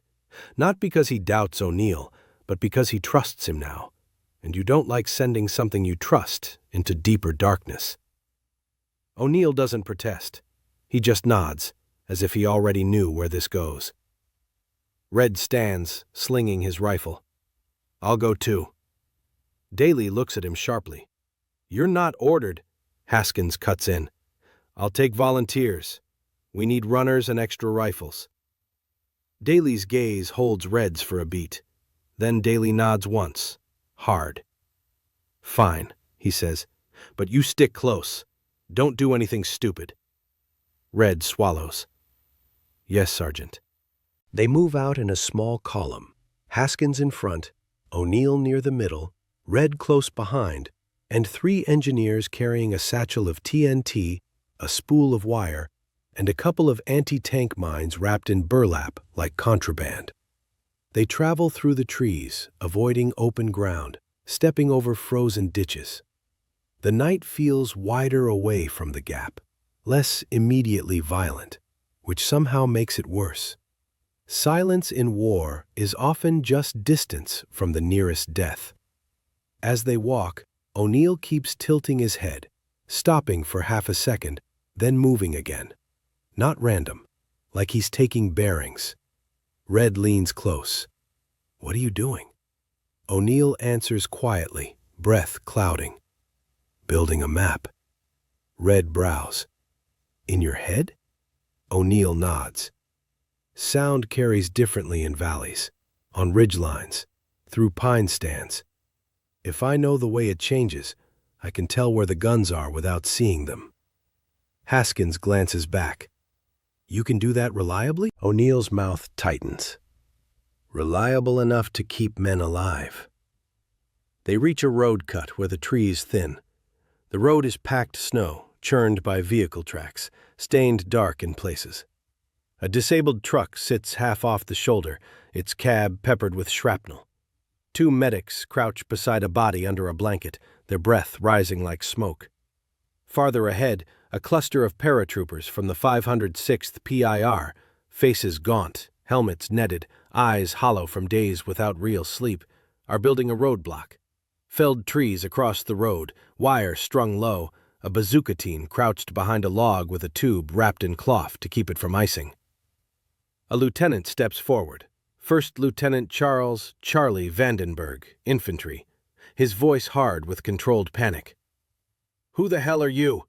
he demands. Haskins answers briskly. "Engineers, 326th. We're here to reinforce your block." Vandenberg's eyes flick to O'Neill's glasses. "And him?" Haskins says it simply. He hears things early. Vandenberg snorts. "That's what we've got now? Prophets?" Daly isn't here to snap at him, but Red feels anger rise anyway. He's seen O'Neill be right when right meant the difference between a foxhole and a grave. O'Neill doesn't react. He just walks to the edge of the roadblock, crouches, and listens. The paratroopers keep working, but their movements slow as they notice the strange stillness of this man in the middle of chaos. O'Neill raises a hand slightly, not a command, a signal to pause. Red watches the bazooka gunner freeze mid-adjustment, eyes narrowing. "What?" Vandenberg whispers now, skepticism thinning. O'Neill's voice is soft but firm. "Armor," he says. "Not here yet. Far, but on a hard surface. Road or packed track. 2 vehicles, one heavier than the other." The men around the roadblock exchange glances. In the distance, there's nothing but wind and darkness. Vandenberg steps closer, lowering his voice. "How far?" O'Neill listens again, face tense with calculation. "Maybe 10 minutes? Could be less if they're not stopping." Vandenberg stares at him. The lieutenant's pride wants to reject it. His survival instinct wants to believe. He chooses survival. "All right," Vandenberg says, voice sharp. "Bazooka team, check the rockets. Warm them. Gun crew, get that 57mm angled onto the road if we can. Mines, where are the mines?" Haskins gestures to his engineers. "We've got 2. "Then put them where it hurts," Vandenberg snaps. "And for God's sake, don't make it obvious." Men move faster now, urgency snapping through fatigue like an electric shock. Mines go into shallow scrapes under snow near a bend where vehicles will naturally slow. Wire is tightened, trees repositioned. The bazooka gunner opens his jacket and tucks rockets against his body heat, face grim. Red crouches beside O'Neill. "You sure?" O'Neill nods, eyes half-lidded. "I'm sure I heard tracks. And engine load. They're climbing something." Red's stomach drops. Climbing means they're close. O'Neill's head tilts again, then he murmurs, "They stopped." Vandenberg hears that and swears. "Where? Why would they stop?" O'Neill's brow furrows as if the answer is unpleasant. "Recon," he says. "They're listening, like the tank commander back there. They're trying to hear us." A cold stillness settles over the roadblock. Men stop breathing loudly. Someone's canteen cap clicks and feels like a gunshot. You can almost feel the battle turning into a contest of senses. Who hears whom first? Who moves first? Who flinches? Then, faintly, a new sound rolls in from the darkness. Not tracks. A voice, German, carried briefly by the wind. A short burst of speech, then silence. O'Neill's face tightens. "Infantry close," he whispers. "Not just armor." Vandenberg's eyes widen. "How close?" O'Neill doesn't answer right away. He's listening hard now, jaw clenched. Red watches him and realizes O'Neill is doing something terrifying. He's using the briefest, smallest sounds, boots on snow, a whispered command, the clink of a sling swivel, to draw a line in his head. O'Neill finally speaks, voice low and urgent. "Too close," he says. "They're already in the trees on both sides of the road." Vandenberg's face goes pale. If that's true, then the roadblock isn't about to be hit head-on. It's about to be surrounded. And the first shots won't come from the road. They'll come from the woods behind them. A paratrooper on the left flank, Private Mitch Caldwell, whips his rifle around too fast, muzzle sweeping. His breath comes out in a loud burst. Vandenberg hisses, "Easy! Don't!" The first shot cracks from the darkness behind them, a sharp rifle report that seems to split the night. The round smacks into the log near Caldwell's head, spitting wood chips into his face. Caldwell jerks backward with a strangled cry, and then the woods erupt. German rifles fire in disciplined bursts, not spraying wildly, but punching measured holes through gaps in the trees. An MG-42 opens up somewhere behind and to the right, its unmistakable ripping sound like cloth tearing, fast and merciless. The roadblock is being hit from the rear and flanks exactly as O'Neill warned. "Contact rear!" someone screams. Vandenberg roars, "Rotate! Rotate! 2 squads rear security, now!" Men crouch behind logs and felled trees, fingers tight on triggers, breath held so hard it hurts. The roadblock, trees, wire, snow-packed berms, suddenly feels like a trap you built for yourself. First Lieutenant Charlie Vandenberg turns his head just enough to look at Jimmy O'Neill. In the dim light, O'Neill's glasses catch a faint reflection from the burning wreckage far back in the woods, like 2 small, cold coins. "You're sure?" Vandenberg whispers. O'Neill doesn't nod. He simply says, "They're there." You can almost feel the lieutenant's pride fighting his fear. The Army trains you to trust your eyes, to trust maps, compasses, range tables. Not a man sitting still, hearing the enemy like a heartbeat through trees. But then, soft, unmistakable. A twig snaps behind the roadblock, not in front, not down the road, behind. A paratrooper on the left flank, Private Mitch Caldwell, whips his rifle around too fast, muzzle sweeping. His breath comes out in a loud burst. Vandenberg hisses, "Easy, don't!" The first shot cracks from the darkness behind them, a sharp rifle report that seems to split the night. The round smacks into the log near Caldwell's head, spitting wood chips into his face. Caldwell jerks backward with a strangled cry, and then the woods erupt. German rifles fire in disciplined bursts, not spraying wildly, but punching measured holes through gaps in the trees. An MG-42 opens up somewhere behind and to the right, its unmistakable ripping sound like cloth tearing, fast and merciless. The roadblock is being hit from the rear and flanks, exactly as O'Neill warned. "Contact rear!" someone screams.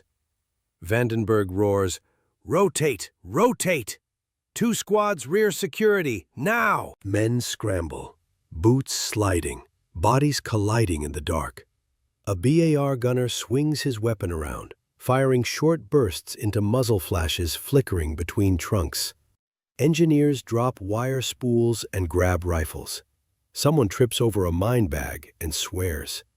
Red Klein throws himself behind a stump and fires toward a flash that appears and vanishes. His rifle bucks. He can't tell if he hit anything. The darkness swallows results. In the middle of it, O'Neill crouches low, hands pressed to the sides of his helmet, not to cover his ears, but to focus, to narrow the chaos into usable information. He shouts over the gunfire, voice strained but clear. "MG, right rear, 30 yards. 3 rifles left rear. Closer!" A paratrooper nearby stares at him as if he's insane, then swings his rifle toward where O'Neill indicated and fires. A German scream answers from the trees. The paratrooper's eyes widen. He looks back at O'Neill with sudden, raw belief. Vandenberg drops beside the bazooka team, barking orders. "Hold the road! Armor's still coming! Don't waste the tube on infantry unless they break through!" The bazooka gunner nods, face tight, rockets still tucked inside his jacket. His assistant is shaking so hard the rocket fins rattle. Behind them, the 57mm anti-tank gun crew tries to pivot the gun, but the trail spades snag in frozen ruts. They strain, boots digging in, breath heaving. "Come on!" the gun captain snarls. "Move, you bastard!" A German burst rips through the branches above them. The gunner ducks, then pops back up, stubborn as a mule. Haskins crawls to Vandenberg, shouting, "We need to stop the rear MG or this whole block collapses." Vandenberg nods, eyes blazing. "Do it." Haskins looks at his engineers, men trained to build and blow, not to duel machine guns in darkness. Then his gaze lands on O'Neill. "Where exactly is it?" Haskins demands. O'Neill's face is pinched with effort. He turns his head slightly, listening through the MG-42's ripping cadence. "Right rear," he says. "Near a thick spruce. It's firing low, tripod set. They've got it emplaced." Haskins swallows. "That's suicide." O'Neill's voice goes quiet, almost flat. "If it stays up, they'll roll you." Red hears that and feels something settle into his gut, a cold acceptance. In war, sometimes you don't pick between safe and unsafe. You choose between dying slowly and dying with purpose. Daly isn't here now, but Red hears Daly's voice in his head anyway. "Move fast, you live." Haskins points at two engineers and Red. "You three, with me. We're going to that gun." Red's throat tightens. "Captain, now!" Haskins snaps. They crawl into the rear tree line, moving low, using trunks as cover. The MG-42 continues to stitch the roadblock, keeping heads down while German riflemen creep closer. O'Neill stays at the roadblock, still calling directions like a human compass in a storm. "Rifles left rear shifting. One moving up, 10 yards. A paratrooper fires, and a German body thumps into snow. Haskins and Red push deeper into the trees. Visibility is a joke. 10 yards of blackness and branch silhouettes. They follow sound, the MG-42's ripping cadence growing louder, each burst a beacon. Red's hands are slick inside his gloves. He realizes he's carrying one grenade, just one, because he never resupplied after the half-track fight. One. They edge around a spruce and see it. The MG-42 crew, barely visible. Two shapes in white smocks, low to the ground. The gun flashes in short bursts, muzzle flame lighting the gunner's face in orange flickers. The assistant feeds the belt, head low. Haskins whispers, "Grenade." Red nods, heart hammering so hard he thinks the Germans can hear it. You can almost feel the weight of that grenade in your palm, the pin like a promise. He pulls it. For a split second, time narrows to one simple choice: throw true or die here. Red lobs the grenade toward the muzzle flashes. It lands short, too short, bouncing once in the snow. The assistant looks up, eyes catching the dark shape. His mouth opens. Haskins shouts, "Down!"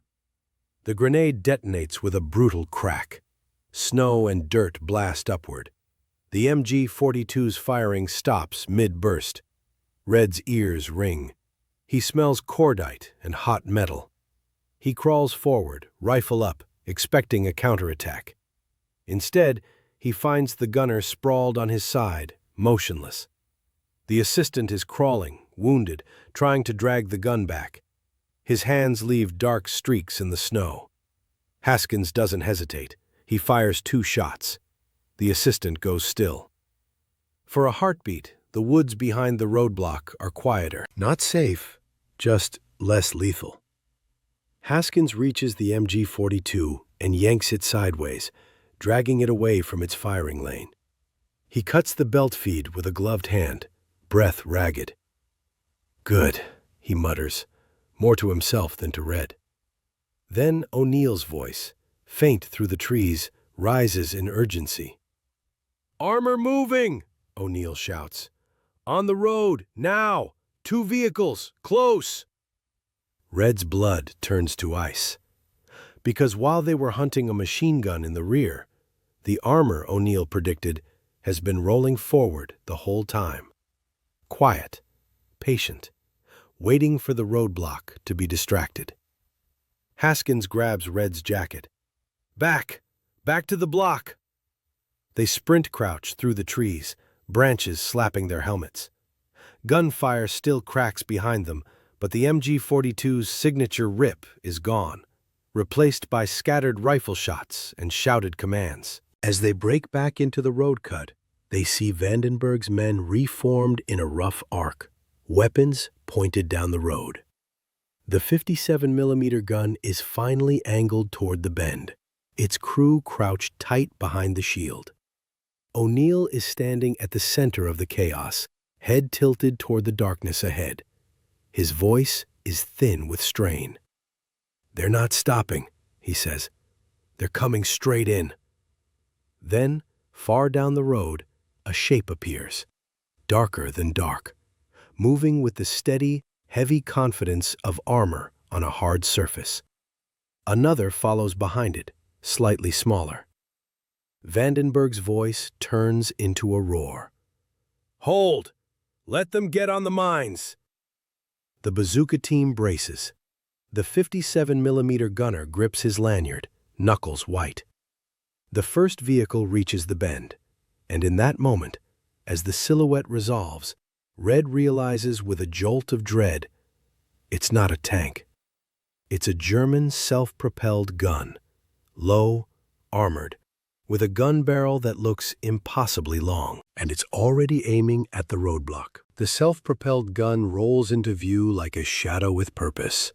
Low hull, sloped armor, long barrel that seems to reach out and touch the roadblock before it even fires.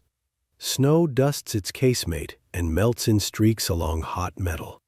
Behind it, the second vehicle, heavier than a half-track, lighter than a tank, follows at a cautious distance, keeping spacing like it's been taught.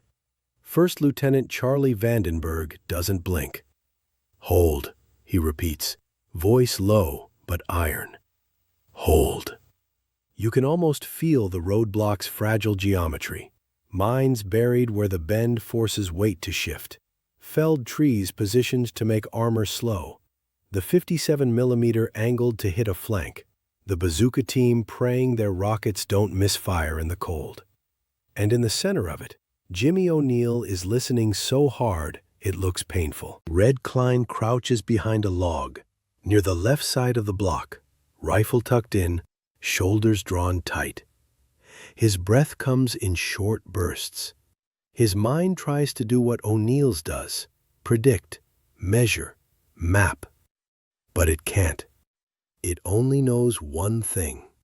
That gun barrel is pointed at them, and when it speaks, it will rearrange the world. O'Neill murmurs, almost to himself, "He's going to fire before the bend." Vandenberg snaps his gaze to him. "Why?" O'Neill's head tilts a fraction. "Engine load," he whispers. "He's not slowing like he should. He wants to shock us, make us flinch, then roll through." Vandenberg's lips part. For a half-second, skepticism flares again, then dies under the weight of everything that's already happened tonight.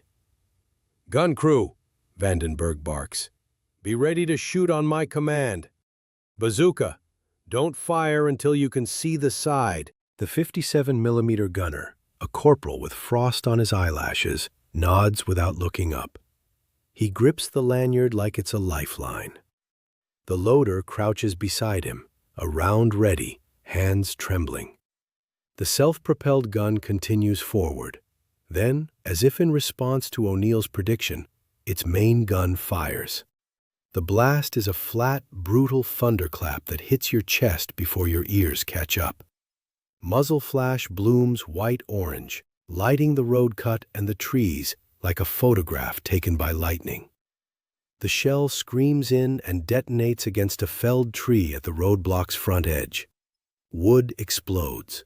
The tree disintegrates into splinters and smoke, and the shock wave throws snow into the air in a shimmering curtain. Men duck instinctively. Someone yells. The roadblock shudders but holds. And that's the key. The roadblock holds. Vandenberg roars, "Steady! Hold the line!"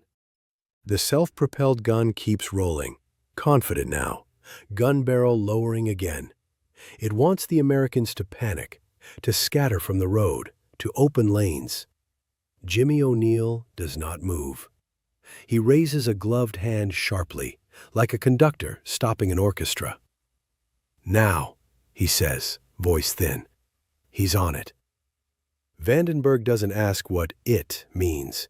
He trusts the only sensor that's been right all night. "Fire!" Vandenberg screams. The 57mm barks. The shot cracks down the road, a bright streak in the dark, and slams into the self-propelled gun's front quarter. It doesn't kill it outright, but it changes it. Metal rings, the vehicle jolts, the driver corrects. A heartbeat later, the hidden mine detonates under the forward track line. The explosion lifts one side of the vehicle, a violent upward shove that rips track links loose and throws snow and dirt into a fan.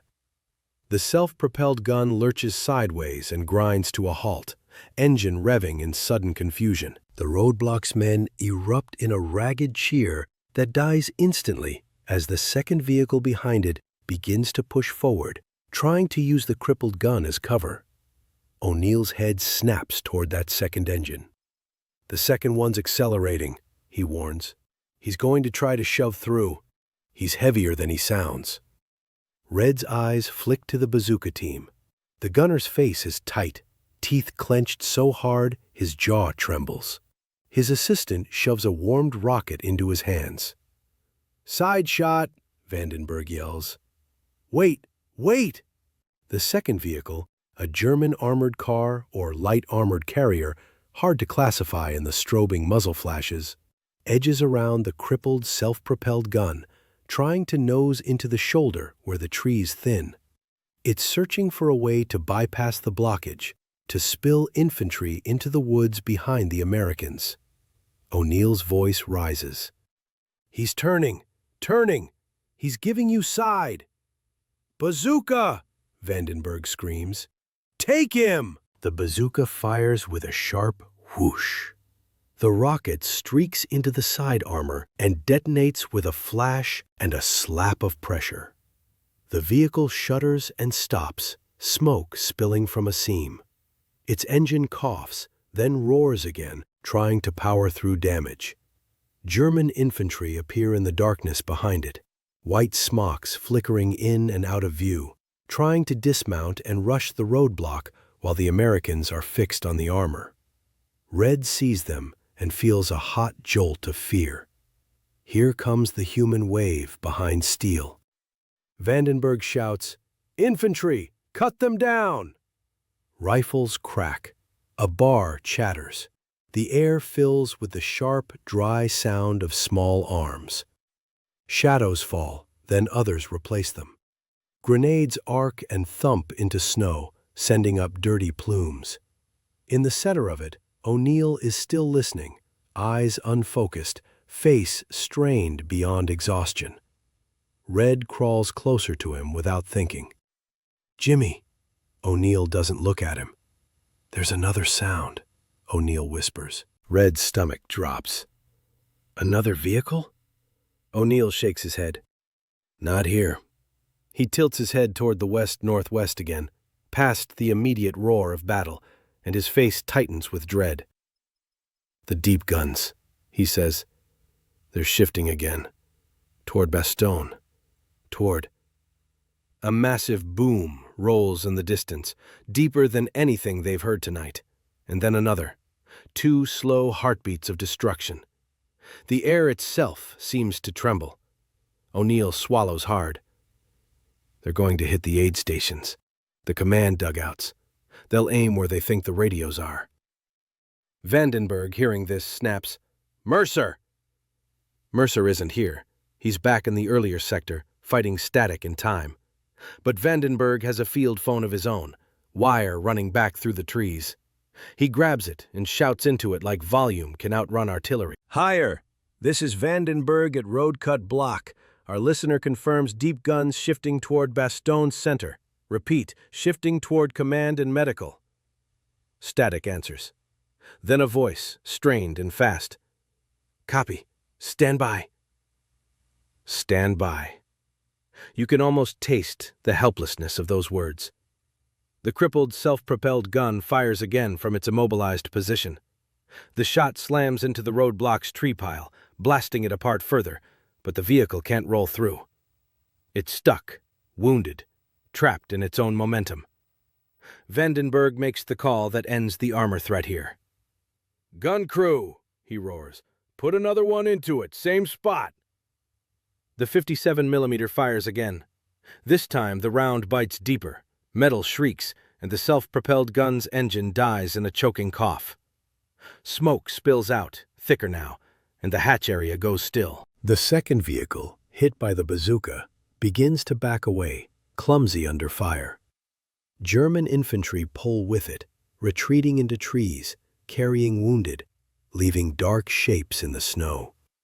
The roadblock holds. Not clean, not heroic, but it holds.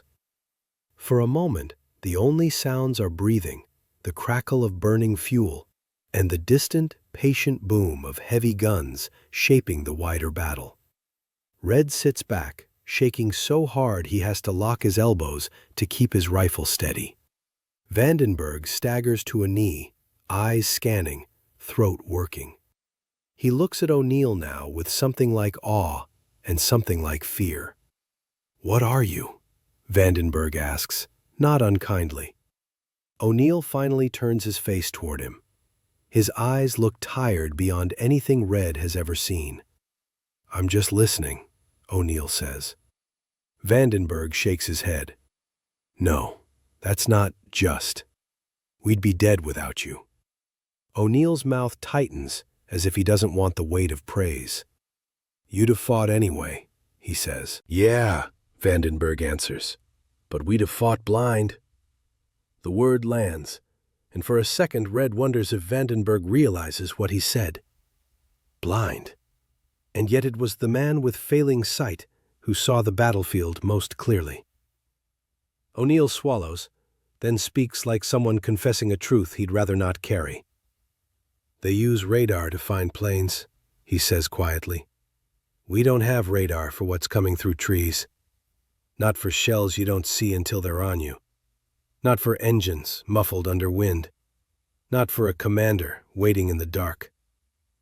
He pauses, and the wind pushes snow across the road like ash.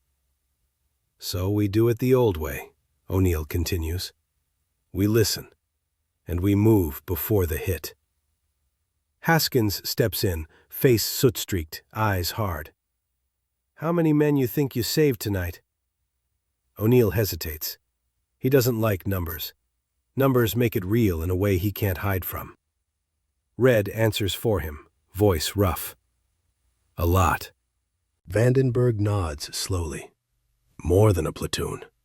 If that armor got through, they'd have rolled into the rear areas. Aid station, wire junctions, trucks, wounded. It would have been a slaughter." He looks down the road at the crippled German vehicles, at the bodies scattered where the infantry tried to rush. Then he looks back at the men still standing. "I don't care what the book says," Vandenberg adds. "Tonight, we had a radar set. It just happened to be human." O'Neill closes his eyes briefly at that, as if the sentence hurts.